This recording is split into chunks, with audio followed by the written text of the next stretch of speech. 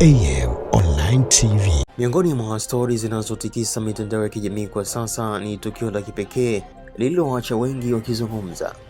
Ni baada ya Rais wa Jamhuri ya Muungano wa Tanzania Mheshimiwa Dr. Samia Suluhu Hassan kufika katika hospitali ya Aga Khan jijini Dar es Salaam kwa ajili ya kumjulia hali Sheikh Rashid Hamad Othman, mlezi wa mwenyekiti wa taifa wa ACT Wazalendo Mheshimiwa Othman Masoud Othman anayepatiwa matibabu hospitalini hapo. Kilichovutia zaidi macho ya Watanzania ni kwamba akiwa bado hospitalini, Rais Samia alipoa taarifa kuwa nyota wa klabu ya Yanga Pacome Zouzoua naye alikuwa amelazwa katika chumba jirani akipatiwa matibabu kufuatia majeraha aliyoyapata kwenye mchezo wa ligi ya NBC dhidi ya JKT Tanzania uliochezwa katika uwanja wa Meja Jenerali Isamuhyo. Bila kusita, Rais Samia aliamua kuelekea chumba alicholazwa Pacome, akampa pole na kumtakia uponaji wa haraka. Tukio hilo lilinaswa na kusambaa kwa kasi kwenye mitandao ya kijamii, huku likizua hisia mbalimbali kutoka kwa mashabiki wa soka na wananchi kwa ujumla, wengi wakilisifu kama ishara ya utu,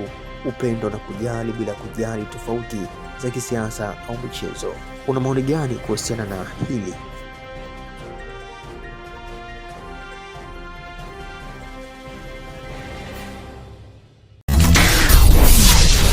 AM Online TV.